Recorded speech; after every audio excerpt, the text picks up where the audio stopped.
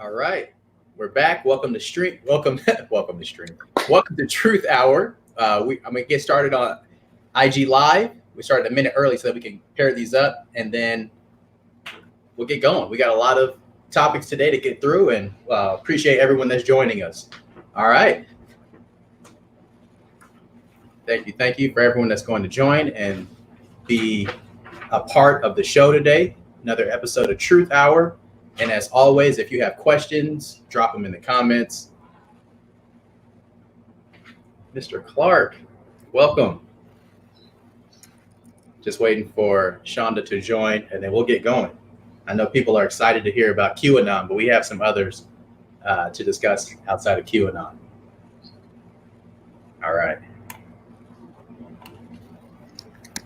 There we go. Quick and easy. Oh no, I think I lost my. Can you hear me? Yes, I can. Can you hear me? Let me try this one more time. Okay. All right.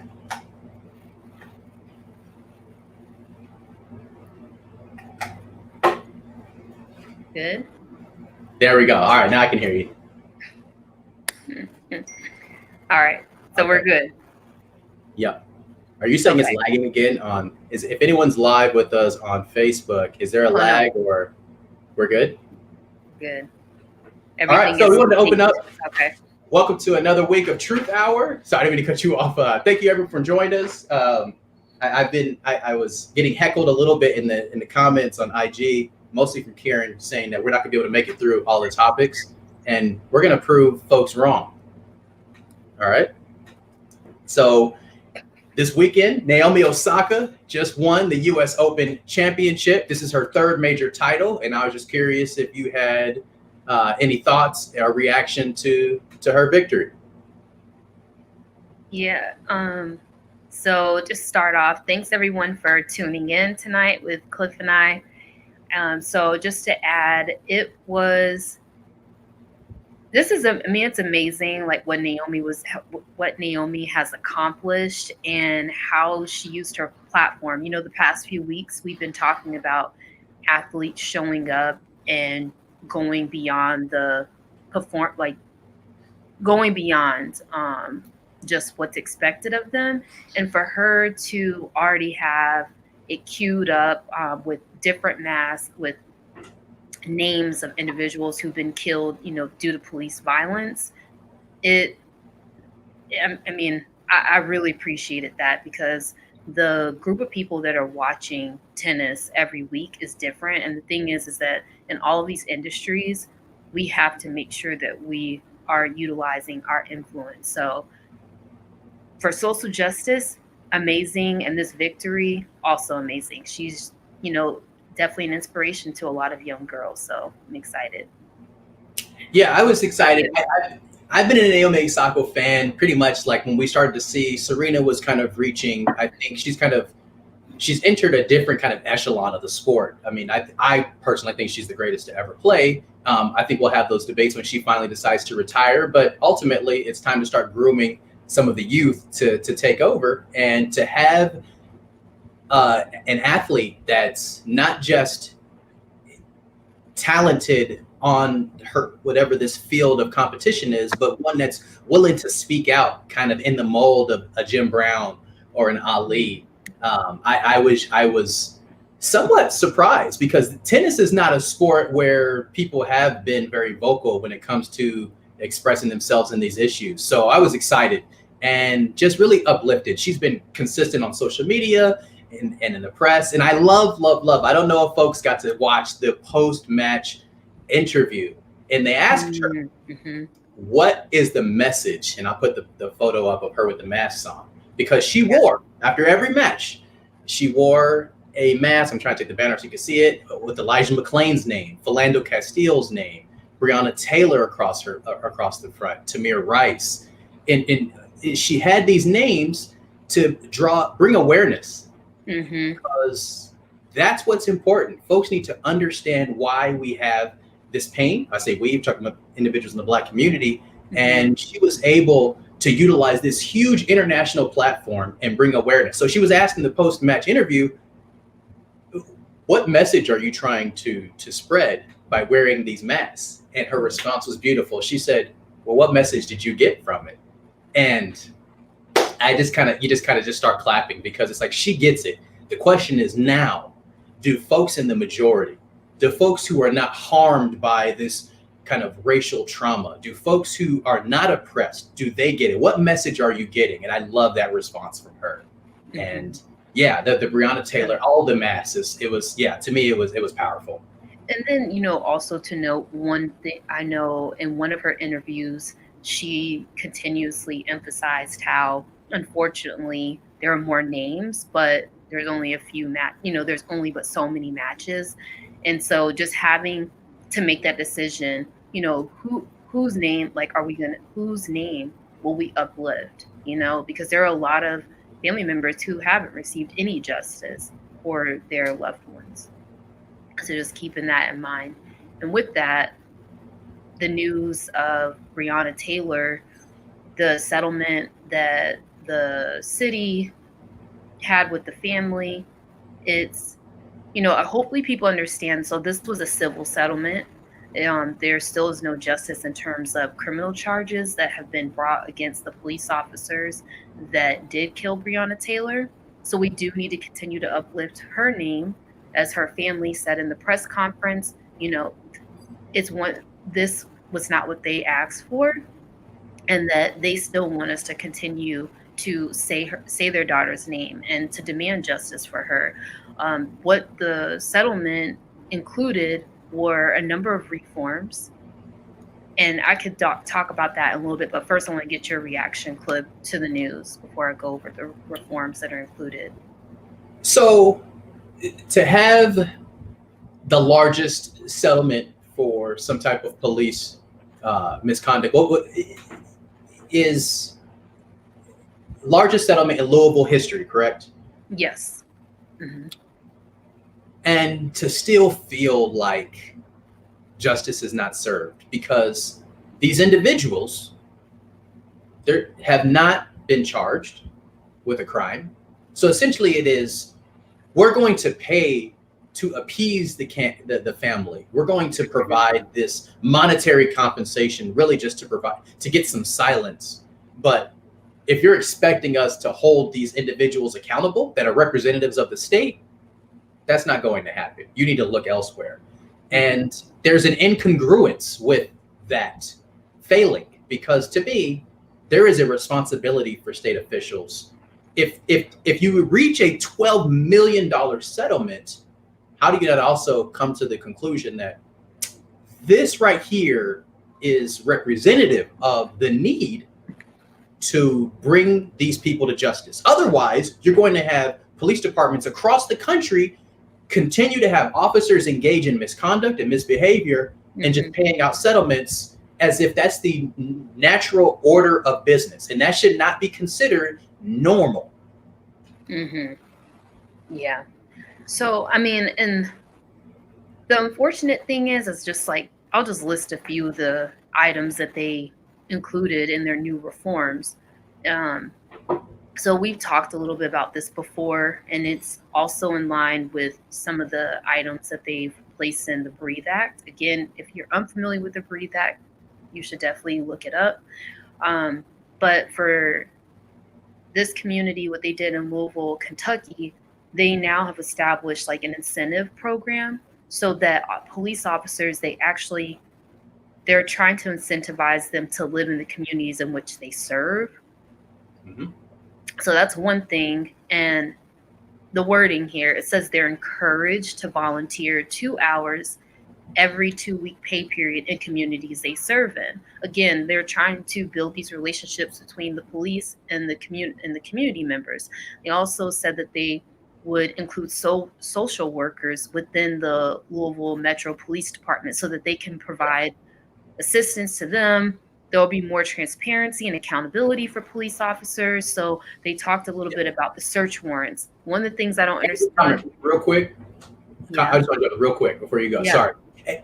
I love that that's a major aspect of the Breathe Act, because we often get this messaging that BLM supporters or really like people of color are looking for, there's some type of nefarious intent with demanding justice, or there's an inherent bad relationship between the people. It's like, we want to support officers. I honestly don't know a single person, black, white, anywhere in the middle, that does not support good policing.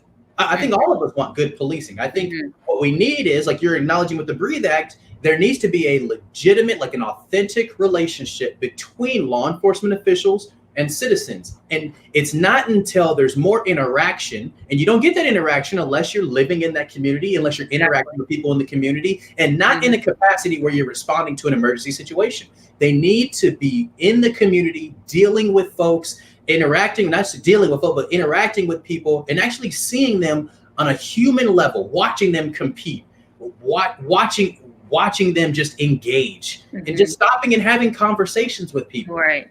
And if it happens, that people aren't going to realize, it's like, yeah, we're people, and we actually do like police. We just like good police, and we want good police to hold bad police accountable. I didn't mean to interrupt you.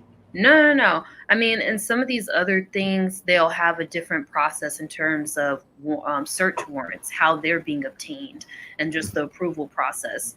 So there's a number of items that they've listed here, but again, the main thing is that we need to make sure that we're demanding justice. Like we need to make sure that these police officers are not just still doing their day-to-day job and haven't learned anything from this. Like, there needs to be charges brought up against them. And so I just want to continue to make sure that we don't allow this to just go undone. Yeah, and I think that's a good segue. I think we got a comment. I was going to segue. I'll be quick. Okay. Good policing. So this is a comment. Sorry. Good policing is what we want, but how do you actually ensure that will happen? Well, that's a whole long conversation for another day. But I think part of the Breathe Act is like what ways that we can get to good policing. I think good policing involves police officers that are invested in the community that they're policing. And if you have no connection to the community, you're not going to view the community in the same light as a person who isn't actually a member of that community. If I were driving 60 miles to go teach kids that I have, that's not true because I love teaching, so that's a bad example. But if you're working in a community that is not your community, there's a different response to the individuals in that community because you have no connection to them. But I think that's a good segue to this idea, because you said people are going to continue to demand justice, and I love that athletes have really used their platform to demand justice. And I think some professional organizations more than others, specifically the WNBA, I think they have been the model of how to utilize a brand and a platform to really express discontent with public policy, but also how to utilize a platform to draw people into supporting social justice. And we saw the first game of the year in the NFL. The NFL is back, y'all. As a fake smile I had to plaster on because I don't care about the NFL. And if you watched Thursday Night Football, you saw why. And I posted the other day all the reasons why I don't watch the NFL. I have not watched the NFL in probably 5-6 years now. So I've missed the last 5 seasons because they just continue to do different things that make me say, why did I ever watch the NFL? And it's pretty sad. So so on Thursday Night Football, the Kansas City Chiefs were the home team. And before the start of the game, the players came together as a show of solidarity for racial justice. And what happened? There was a moment of silence for unity and racial justice. And the fans in Arrowhead Stadium booed. That's their reaction. So what does that tell us? That there is no form, I keep seeing this posted, there is no form of protest that is going to suffice for racists. And I'm not going to dance around the term. If you want the status quo of a racial hierarchy to remain, then of course you're going to do whatever is in your power to ensure that that racial hierarchy is able to survive. So any form of protest, whether it be nonviolent or violent, whether it be silent, whether it be loud, any form of protest that could potentially threaten the status quo, so long as that status quo is inflicting racial trauma, is not going to be supported if you support the status quo of racial inequity. And that was on full display in Kansas City. But what's interesting, though, what happened on Thursday night, so to back up, so it's interesting, right, Cliff, because you said you haven't been watching or supporting the NFL for the last 5-6 seasons, so that's for a number of reasons. And I'm saying that, and that right there, that predates everything that happened with Colin Kaepernick. So just so everyone has like a little bit of context, and with that, because there's a number of issues, right, with the NFL that predate, just Colin Kaepernick taking a stand, deciding not to knee during the national anthem. So that was one form of protest. But then, we saw on Thursday night, one team stayed behind in the locker room while another team was still standing there. And so I just like what you're saying, it's no form of protest is ever going to, there's always going to be someone that's upset, right? So whether you decide to do it in a peaceful way, which again, Colin Kaepernick was very peaceful in his protest. Yeah. But because it's not the way that white America says he should be honoring the flag, it's also a conversation too on what we deem as patriotic.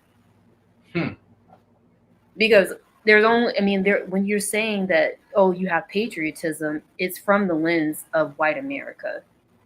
And it's one side that's now stolen the narrative of what that looks like. And which is why the NFL, they've continued to drag their feet on the issue of Black Lives Matter. You don't see the same support in the NFL as you've seen in the NBA and in other leagues and like the WNBA. Even the MLB. Right, exactly. Yeah, they went a lot further than the NFL has. And so it will be interesting in the coming weeks of the football season to see what, again, they had on the field painted in racism. But to me, putting things like that on the field or at your stadiums, that's still not enough. We need policy within the organization that needs to be changed, and it goes beyond racial justice. We're also talking about protections for women, sexual assault. Preach. So there's a lot of stuff that needs to be reformed within these sports leagues. Go ahead. There's a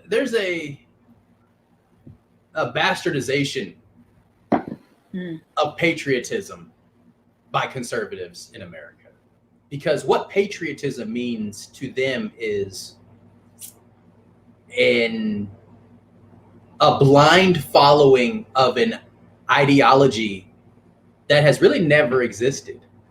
That's the expectation. You are not a patriot if you do not subscribe to this idea. Yep. Exactly. And so, like to your point, that you don't stand for the flag. Oh, get them out of here. Go back to where you came from, right? And it's like you don't love this country. I don't love this country because I don't stand for a piece of cloth. How, if you just internalize that, how stupid do you sound? I'm not patriotic because I'm not standing to honor a piece of cloth. Sorry. That does not make one a patriot. So, and we've allowed it as a society, because I imagine you have friends, because I have some associates, but I imagine you have friends or colleagues that think it's detestable to take a knee or sit down while the anthem is playing. I don't know those people. We all know them. They're just in the. If in the but shadows. then you're right, they're in the shadows on my news feed somewhere because yeah. Let's call those associates. So let's move on to the next next topic. All right. So pretty sad. We have there's an individual that's occupying the White House that sits at the highest seat in government. And regardless of who you voted for in November of 2016, the person who was elected is entrusted with ensuring that the citizens of this great country are safe and healthy. And the Bob Woodward tapes could not be a more stark deviation from the Bob Woodward tapes could not be a more stark deviation from that just awesome responsibility, because what those tapes reveal is a disregard for human life, American life. And I don't know how Donald Trump recovers. And just for some background, and then I'll let you respond, but just for quick background, Bob Woodward is one of this country's most, let's give some history on Bob Woodward. Mm-hmm. Oh, you're talking about the banner for questions. Apologies. I thought you just interrupt me if I'm forgetting stuff. The Bob Woodward is one of the journalists that uncovered Watergate. He is not a hack. Bob Woodward is one of the most credible journalists on planet Earth. And he released. Do you don't think so? No, I'm just saying it's because, like you said, he's one of the people that uncovered Watergate, but yet now the same people who wanted to make sure that we protected our democracy are now questioning his credibility. Well, that's like two different cult. Yeah. Yeah, the cult. Yeah, but continue because I'm going to get to that in a little bit. So Bob Woodward recently, I'll give background and then you go. Mm-hmm. Bob Woodward released audio recordings of 19 sessions that he held with Donald Trump one-on-one. Some were in person in the Oval, some were in person in other parts of the White House, some were over the phone, and Donald Trump was utilizing the residence and was just speaking to him on the phone.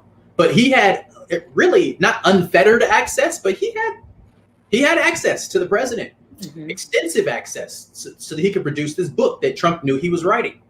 And in these tapes, Donald Trump admits to being aware of how dangerous this virus is, how lethal this virus is, that the virus is 5 times worse than the regular flu, right, than influenza. Mm-hmm. And he admits that the reason he's been lying and tamping down the reality that is this lethal virus is because he didn't want to create a panic. And that shouldn't sit well with anyone, because presidents have an obligation to speak truth to power and disseminate facts. And if the fact is that a virus is 5 times deadlier than the flu, the American people have a right, not we have a right to know that. And it is the obligation of the chief executive to share that information. This is part of the reason Jimmy Carter wasn't reelected, because he spoke truth to power too much. But that's the type of model that we're looking for. I won't go into Jimmy Carter, but when I listened to the Trump tapes, my first thought was, oh, he doesn't recover from this. My second thought was, yeah, this is Trump, and this guy's been fairly Teflon his entire time in office, because mm-hmm. he's got a base of supporters that could watch him do virtually anything and would not hold him to account for it. Mm-hmm. So again, with his follower base, they're like a cult. I watched this weekend the number of people they surveyed that went to his first rally since what was that? Since June or July when he had the Tulsa rally. Yep. And the things that these people were saying, they don't care if they contract COVID. They some of them believe that this is just made up. They continue to just blame it on the, just using the same rhetoric that his campaign is using, calling it China flu, all of these things, China virus. And the fact that they feel as if because our leader is not giving that much weight to COVID, that they don't have to protect themselves is very dangerous, because this is real. People are dying, and the fact that the president that he chose not to disclose that information a lot sooner, a lot earlier, when we could have taken stricter preventative measures or what have you. Yeah. It's just very reckless. But I mean, with what you were saying, though, to one of your points in terms of what this means, like for him, like another term, I honestly don't know how many of his supporters we would be able to bring over. I don't. It feels like they are really stuck in this whole facade of what, like, this America that he's painting, and nothing like you said, it's just it's like Teflon. There's nothing that he can do. Yeah. I mean, some of these people, I'm pretty sure, I mean, it's unfortunate to say this, but I'm pretty sure some of them have had family members that have either contracted COVID, have died from COVID, and that's still not going to change anything. They will still continue to vote for him. There's some of you who are unemployed. There's too many right people now. that have contracted this. To assume that people don't. Everyone here Right. knows, anyone watching knows at least one person that's contracted the virus. Thank you. Not only that, but just thinking about how you've been impacted by COVID, the fact that we're not moving around freely how we should be, that we haven't made any progress with COVID, that the economy has been impacted. That to me, I don't understand why why these people are not frustrated, and how you can continue to side with someone who continues to place the blame on someone else. And then to Bob Woodward, someone who's he's fair. He's covered all of the previous presidents since Nixon. And so it's interesting to hear, people try. I mean, really, it's playing politics. Like, my thing is, right is right, wrong is wrong. There's really nothing you can say. I mean, we have the tapes. So to continue to try to argue what he meant by saying that I know that this virus is 5 times likely, like worse, whatever it is. Yeah. I just don't understand how you're going to defend that. I agree with you, Cliff. There's no coming back from it. I mean, we have that. And right now, Democrats, they really need to utilize this. But how much they can use that to work against the administration, I don't know. I don't. How they can use that to work against the administration. But see, this virus is affecting all of us. Right, but it's similar to what this was reminding me is like the last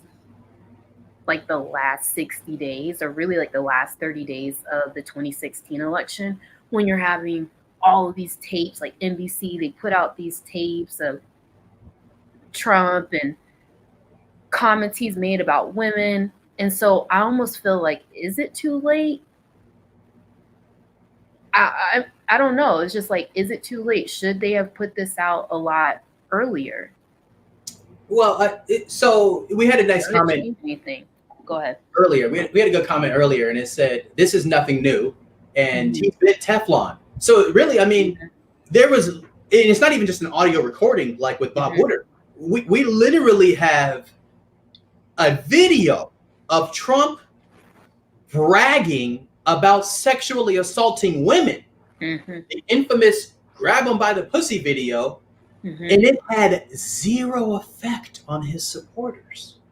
Right. So, if you can brag about sexually assaulting folk, I don't see how lying about their health is going to have more of a detrimental impact on your candidacy.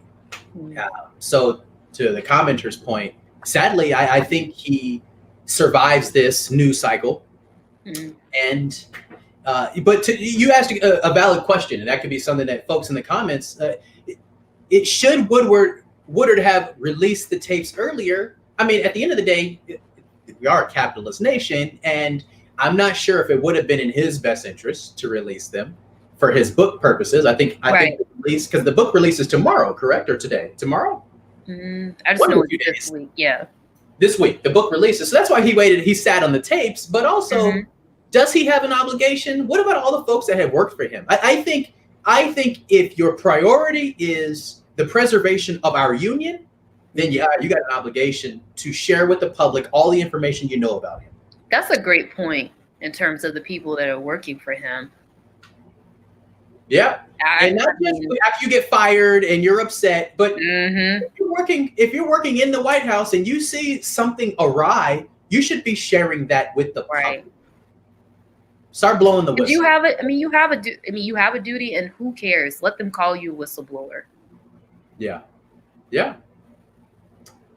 All right, so I have to be honest. I put up a survey in jest. I put up a survey on IG asking folks, which of the two topics would you rather hear?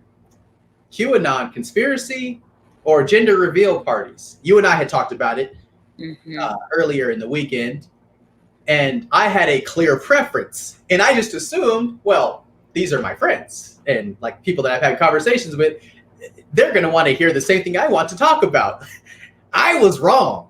And so you were not happy about the result, but you got to give the people what they want. And QAnon won pretty handily. It was like the last time, I haven't checked it now in a few hours, but the last time I checked, it was like 63%, 67 for QAnon. So yeah. So unfortunately, we have a comment I almost missed. Unfortunately, let me read this comment really quickly. Yeah. So this is from the last section.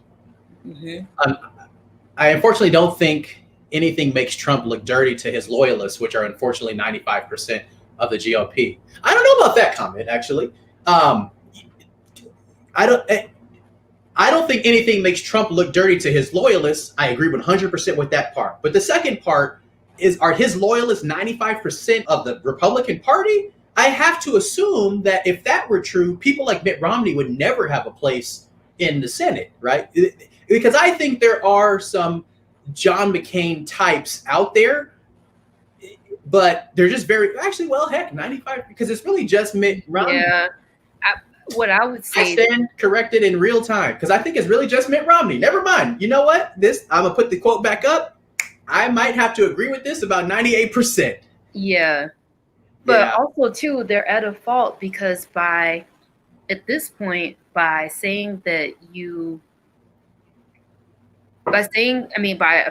yourself with the GOP, you've now adopted the Trump agenda. Yeah, he's the standard bearer.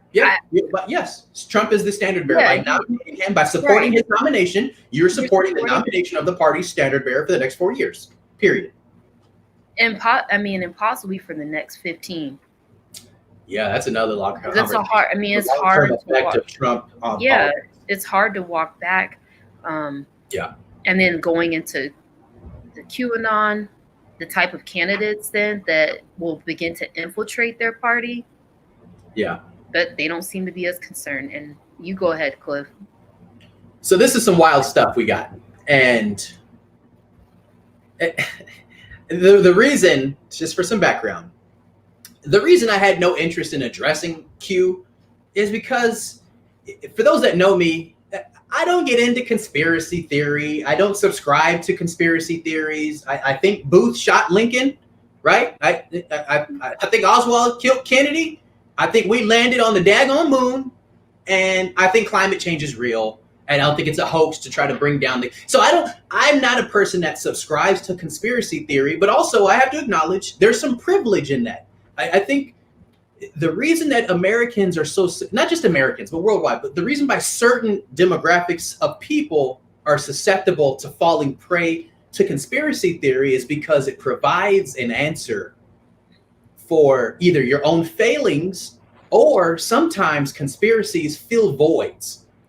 Wherever there's like a major hole or some major event in history, people assume, well, wait a minute, what caused that? Sometimes just the logical or the basic is insufficient for kind of our feeble minds, and people try to find fantastical reasons to acknowledge this stuff. So what is Q? We talked about it before the show. It was like, well, let's get some background before we give our analysis of it. So just quick background.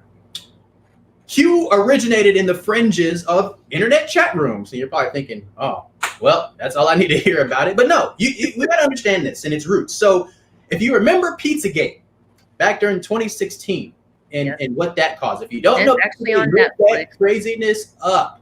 Yeah. What they did. They have, it's part of one of the documentaries on Netflix. You lying? Keep going and I'll pull it up to make sure. I'm Friday. I'm going to watch it Friday. Okay, sorry. Is it really on Netflix? That's dope. Yeah. All right. I'm not distracted. So let me confirm, y'all, before we get too excited, but I watched it on one of those things. So Q has roots in Pizzagate. How do we already have comments? I'm not even on here yet. Yeah, 9/11. Yeah, I hear you. There's so many conspiracies in this country, but so Q originated in the fringes of chat rooms online, and it has its roots in Pizzagate. And the belief is that the military officials that are close to Trump are spreading secret coded messages via these internet chat rooms to the masses. And the messages are informing people about this battle of good versus evil, where Trump is working to destroy these cabals of Satan-worshiping pedophiles. And so these Q lunatics, yeah, I said it. If you're a Q person, then you know what? You probably don't rock with me. Can I say that? I won't call them lunatics. I mean, you already did. Conspiracy theorists. Sorry, but I'm not sorry. These Q conspiracy theorists believe that this pedophile ring is controlling politicians, entertainment, and the media. And they believe that by sharing and resharing these memes, that these Q created memes, and any type of media associated with Q, that they're actually assisting in this taking down of these pedophiles, because they're helping to arrive at this great awakening. And for them, this great awakening is when everyone's going to realize, oh, these Q folks were right. And so that essentially is Q. But the scary thing is, it doesn't look like Q is going to vanish with Trump. God help us all, because it's just gained steam. And as we discussed, as I said earlier, like Q doesn't finish. I realize I went a little longer in that background, but essentially, QAnon conspiracy theorists think that they're helping destroy these secret Satan-worshiping pedophile rings to take down the government. And so now it's like Trump is leading the charge to destroy these rings. Folks, that ain't what's going on. It doesn't exist. And so I'm going to ask you, because I view you as a logical thinking human. How do you convince someone whose worldview is so tarnished that they would fall prey to this type of extreme conspiracy theory? Mm-hmm. You're saying the question is, how do I think that they fall prey to this? How do you convince them that their reality is actually false? And we got a good question. Yeah. Both of them. We got a good comment. Do you think this conspiracy will affect the elections? So you can do both. I'm with Shannon. You don't. I mean, there's a certain type of person, like the people that have now, like if you fall prey to something like this, it will take a lot to bring you out of that. It's the same. I mean, these are almost the same group of people that get involved with cults, longing for something, don't have a solid, like they don't have a solid foundation. They're looking for something to fill that void of, they need an explanation for everything, right? And Yeah. so before I forget, the segment that, so the video I watched, it was not on Netflix. It was actually on CNN, and it was a documentary called After Truth: Disinformation and the Cost of Fake News. Highly recommend it. It goes over QAnon, Pizzagate, birtherism, WikiLeaks. There is also this, and it also covers just in the gaming world. There are people, I forget the term, but there's people that will then call the police and say they'll make a false report to the police and then have them come and break down your door. It's a whole thing. But with this, honestly, Cliff, there's no convincing. There's no convincing them. Yeah, I mean, you're so far in the weeds because these are the same people that are really in the weeds on their computer, reading through all the little they're in Reddit. I mean, their mind is somewhere else. So yeah. I don't think that there's really much you can do. These, again, like we had a whole thing with the birtherism. The fact that people are still questioning Barack Obama's nationality, like all of that, and then even with Kamala Harris, it's a different type of individual that I do not plan to, spend my energy. I don't plan to give them any energy. And I want to so I'm with you, and we had some great comments, and now it's already passed because we've had some more comments. But the people that we associate with, so in our bubbles, sure, we may not have to interact with Q, but here's the problem: Marjorie Taylor Greene is a candidate for the House of Florida, the U.S. House of Representatives in Georgia, and then other than her, there's another one in Florida. Oh, you're talking about Laura Lumen, something like that? Yes. Who's also affiliated, I believe. Green. There's one more, like in, I don't want to say a random state, but I think it's Utah. I could be wrong. But this idea, how their ideas have become, I think if you can take this type of conspiracy, run for office, it's normalized. And then by the president retweeting and reposting all of this drivel, it also, to me, validates this insanity. Mm-hmm. Yeah, it's kind of like what was the group of people that would show up to the funerals of Westboro Baptist Church, showing up to the funerals of homosexual service members. That. Yeah. Why did I know that so quickly? Yeah, but you remember that whole? I mean, I don't know if they're still active, but that's the thing. It's just they probably are, but it's but that's the thing. It's just like it's one group that starts, then they attach to another issue, and then it just keeps growing. But like, so for these candidates, I think that what happens for the two women that just won in Georgia and Florida, they go out here, they make all of these like big, bold, like racist, homophobic statements. Yeah. And so it's like so now you've already captured the attention of people who already disagree with the Democratic Party, but it's also just pure hatred, right? So it's just like once you've already began to speak volumes to those feelings they already have, then they welcome in these QAnon individuals. And so it's just like this entire cycle. It's very scary because I don't know what they then will do when if these people are in fact elected. It's very dangerous in terms of the influence that they'll have on other members in Congress. Yeah. And what weight we'll give to that. So we got to keep it moving. Yeah, it is fine. I'll try to be quick. This is the actual conversation I wanted to have. Gender Sorry, reveal. guys. I'm rolling my eyes because Yeah, I just assumed, yeah, people that rack with me like know how I feel about this, and this is what the discussion needs to be. but it's not about Not just you. because one of the major it's not about me. It's Aren't not I half of Truth Hour? I'm just saying it's not about you. I'm talking about it's not about you and how you really feel about these gender reveal parties, your own personal feelings. But go ahead.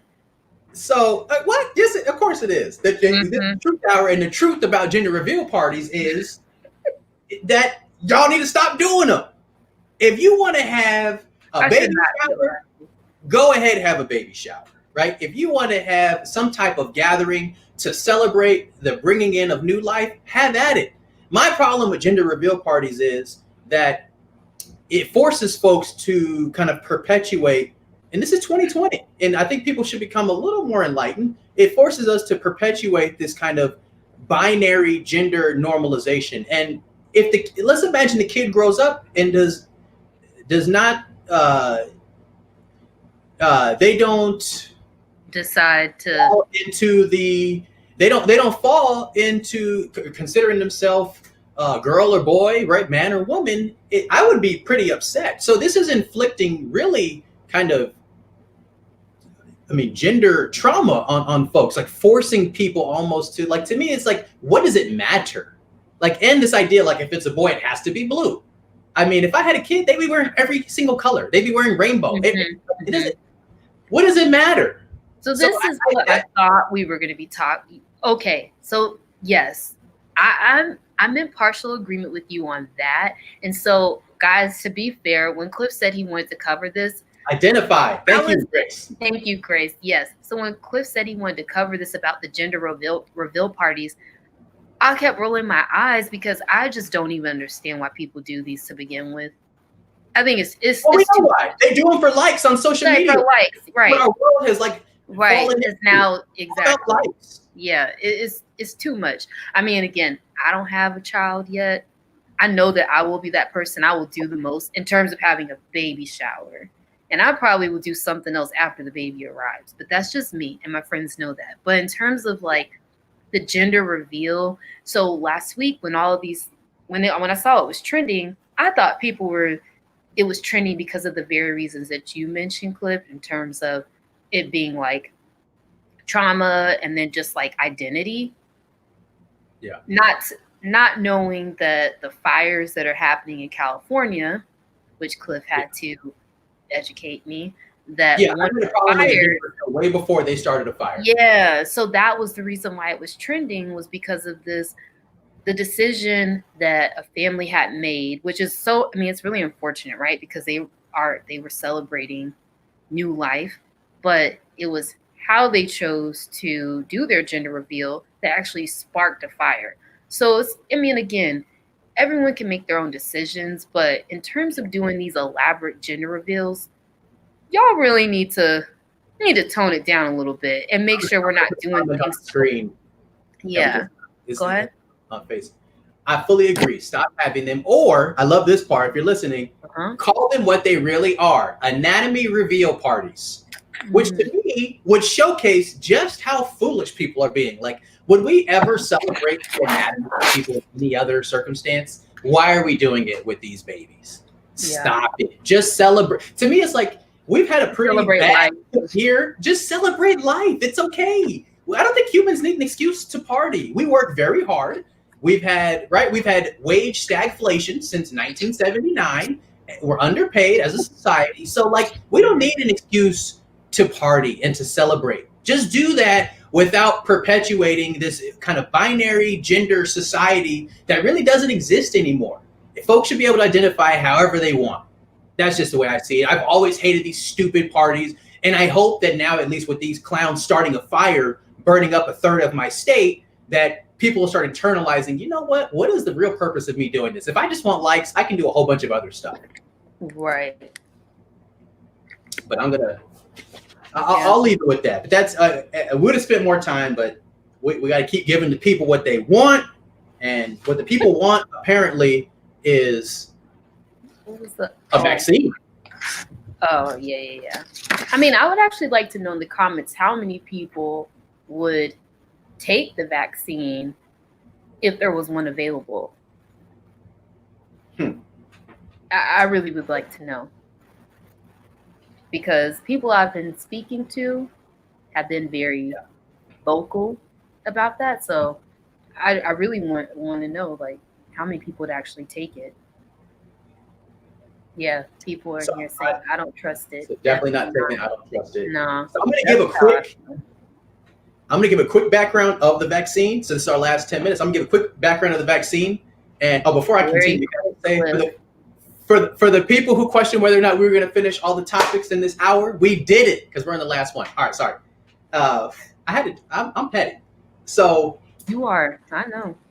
I want to give a quick background, and then I want to hear your thoughts on Trump trying to expedite this process. Vaccines in this country since 1902, with the passage of, let me give the full name of the act. Sorry, the Biologics Control Act, go through a multi-phase process before they can be introduced to the public.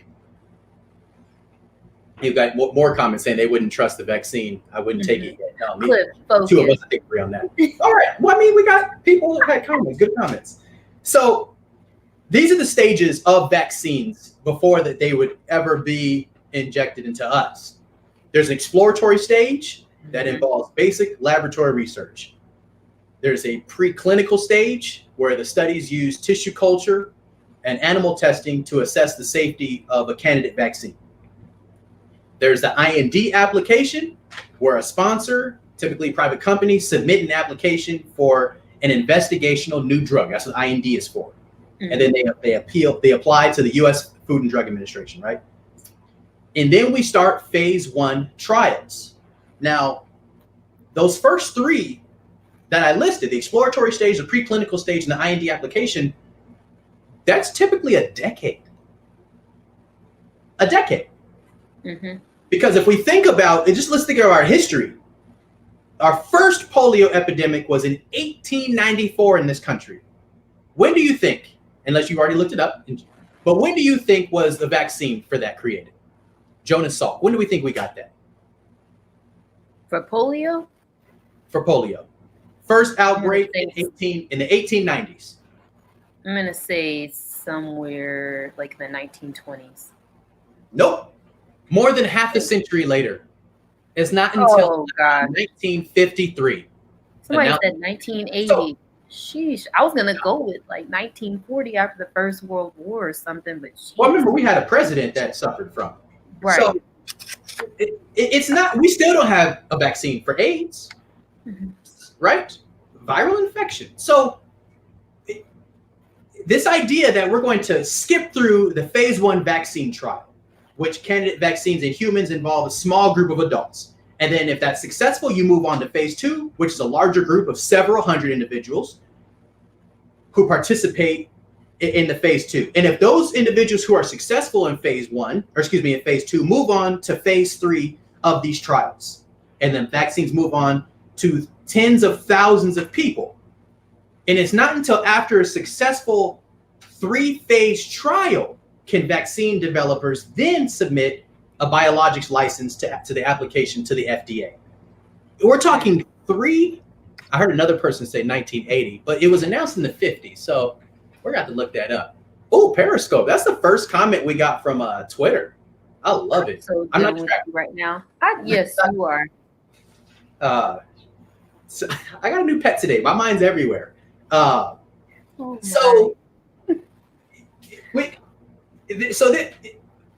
say it to you. What's your? We got a lot of comments. People saying they won't trust it. Would you trust the vaccine if it was? So we just got this epidemic. No. We're talking. We've known about it January 2020, earliest December 2019. It's September 2020. So we're talking less than 12 months. Do you trust the vaccine produced right now? No. Let me say this.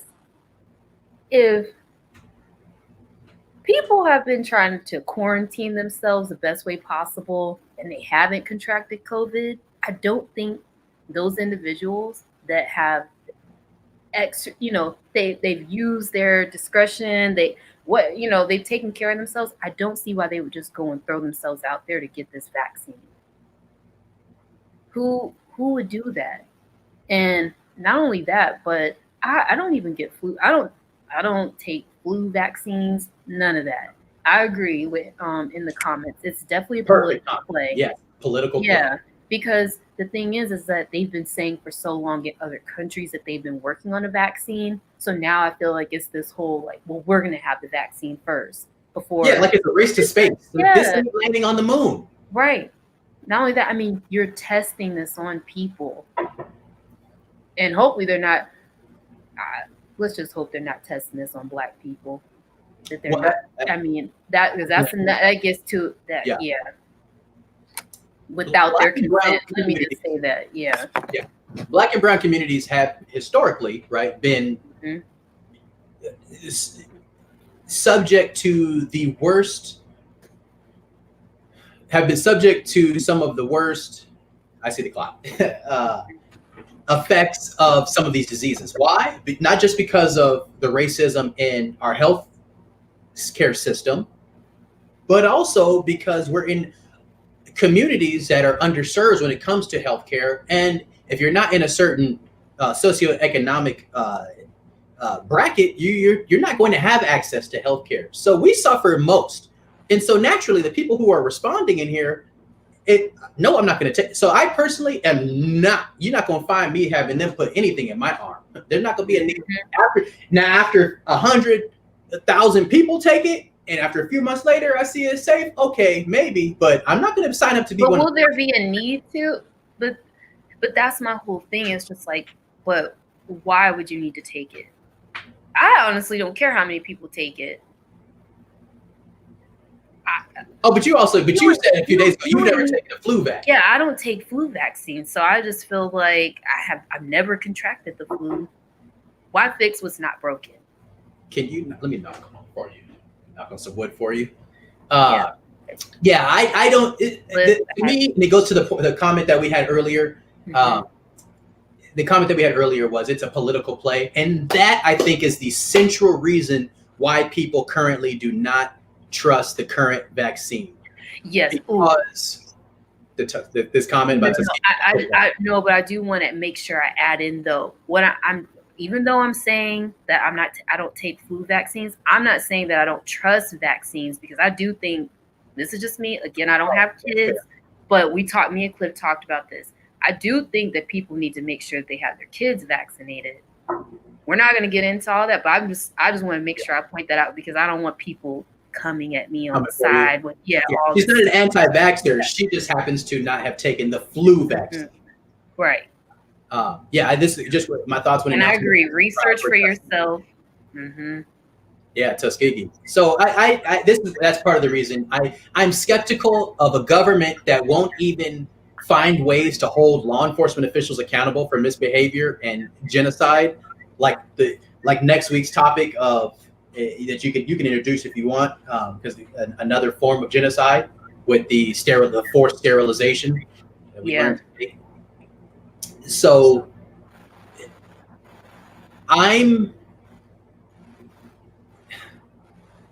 it's sad that I'm so skeptical of the potential for a vaccine being rushed and being dangerous, because we have craven political ambition determining decision making when it comes to this. Because when it comes to healthcare, politics should not determine how we proceed. It should be science.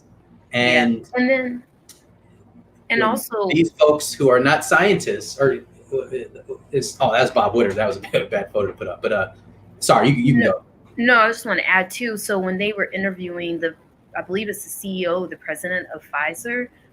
So Pfizer, with their research, they decided to not accept any government funding, because they want to make sure that no one can say that they have any ill will, like there's no, like, not the, that they're not being influenced by the government. And so it's just like that to me is like very powerful, to say that you're now putting your own money in as a company because you really care about helping people, not just trying to do something for political gain. Or go ahead, Cliff. But also we need them to have some type of relationship with the government. You want federal support. And they're not saying left. Right. Yeah. Yeah. Sorry, guys. Only 10 seconds left. 3. Thank you all for joining us for another Truth Hour. Well, that ended. So for those on Facebook and YouTube, we appreciate the interaction, and it was a lot to cover in a short time. And this has been your Political Truth Hour, and we'll see you next week.